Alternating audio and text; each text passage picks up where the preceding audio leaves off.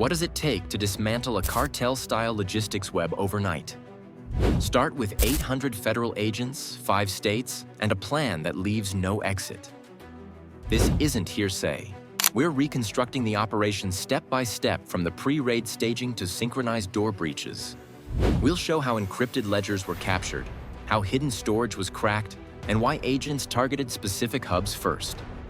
If you've wondered how a network built to look routine and harmless gets exposed in hours, this timeline puts you in the command room. Before we move on, please take a moment to subscribe to the channel and like the video. If the target moves across 5 states, how do you make every door the front door? You start before dawn with 1 clock, 1 signal, and no stray movement. The order hits at 3:45 a.m. Unmarked vehicles roll from forward lots in Arizona, New Mexico, and Texas, while parallel teams slide into place around Minneapolis, eastern Iowa, and 2 fortified Illinois warehouses. Headlights go dark, interior dome lights taped, and radios throttled down to whispers. The aim is simple. Make the first knock land everywhere at once. A unified command post sits at the top, feeding a single timeline to every unit. Liaison officers ride herd on the edges, clearing choke points between agencies that don't usually share lanes. Deconfliction channels run hot in the hour before movement, confirming who owns which street, which building face, and which frequency.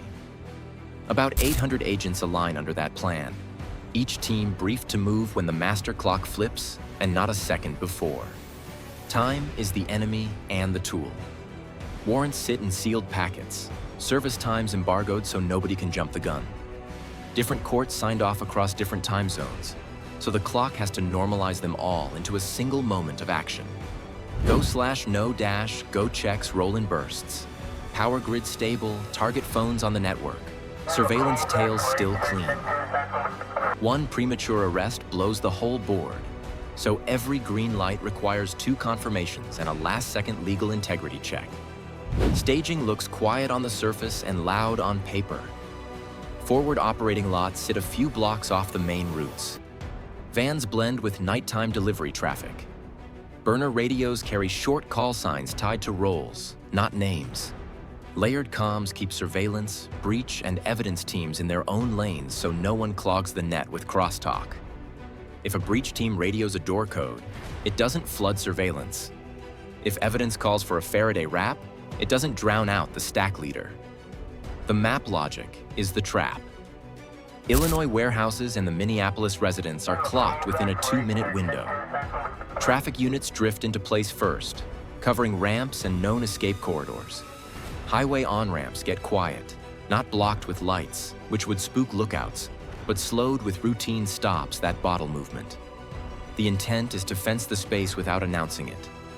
Technology keeps the pressure invisible. Passive license plate hits confirm vehicles bedded down where they should be.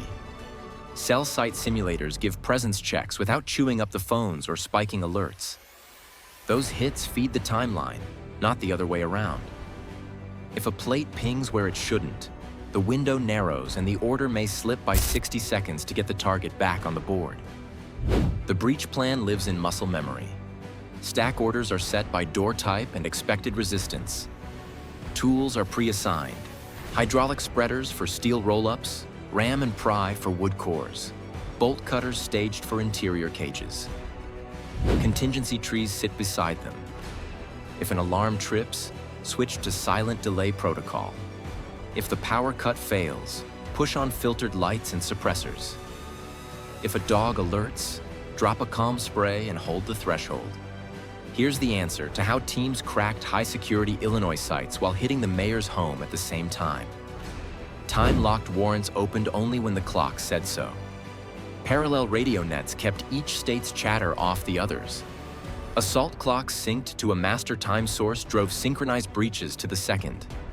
That is how you turn 5 states into 1 hallway. With the net set, the real question becomes what inside those addresses was worth risking the entire timetable. If a basement doesn't exist on blueprints, what tips agents that it's there? They start with the numbers.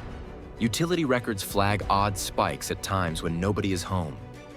Power draw rises and falls on a second rhythm, like compressors or fans buried below grade. Water usage shows flow without faucets running upstairs. Financials line up next. Payments to shell vendors for HVAC service, tool rentals charged in cash, and insurance riders that only make sense if you're covering more square footage than the city says exists. Thermal scans from the street show cold seams along a warm floor line, a signature you don't get unless there's air moving underfoot. Behind that, the security maze grows teeth. Redundant alarm loops stack on top of the normal system, so disarming one only silences a decoy panel. RF jammers sweep bands where trackers and mics usually talk. False walls with pressure switches punish clumsy probing by sending a silent ping to an off-site monitor. Even camera housings mask a second lens pointed at the hands that reach for them. One wrong touch sends the whole warning chain upstream. At the Illinois warehouses, entry starts in the steel. Hydraulic door spreaders take the load off roll-up doors, while fiber optic scopes slip under the threshold to read the floor inside.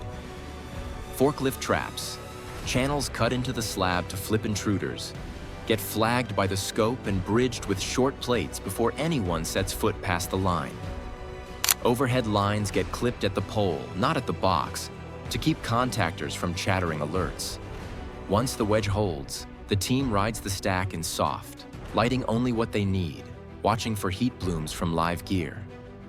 The residence calls for a different touch. Power isolation comes first to kill cameras without frying storage drives. Silent door kits take out latches while preserving strike plates for prints. Non-destructive entry keeps hinges intact so latent powder and gel lifters can do their work. Rooms get cleared in arcs, not rushes, because electronics sit hot on desks and counters, and every touch risks changing timestamps or waking processes. Finding the void means turning architecture into data. Ground-penetrating radar maps, micro voids under floor joists, and flags unnatural gaps behind foundation lines. LiDAR room scans create a cube where expected volumes don't match the return, a neat way to show a wall that lies. Sound tests knock out a simple truth. Solid sounds solid, and dead space swallows the knock.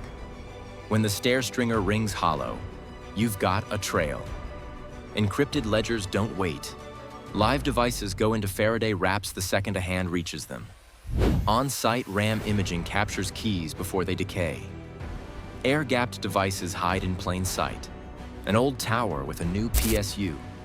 A printer with a micro SD slot. A radio base that never transmits. Everything rides out powered and isolated, tagged by order of touch to keep the chain clean. Alarm bypass runs in parallel. Sensor loops get bridged with clean copper so the system sees continuity.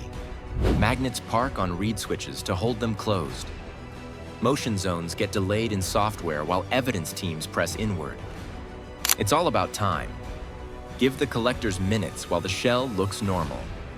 Here's where surveillance earns its keep. Utility spikes paired with void scans pointed to a hidden room under the stairs, and a hand check found the concealed panel. Access control guarding the underground storage fell to circuit bridging on the lock, coded bypass keys sourced ahead of time, and controlled power cycling to reset the door without trashing the log.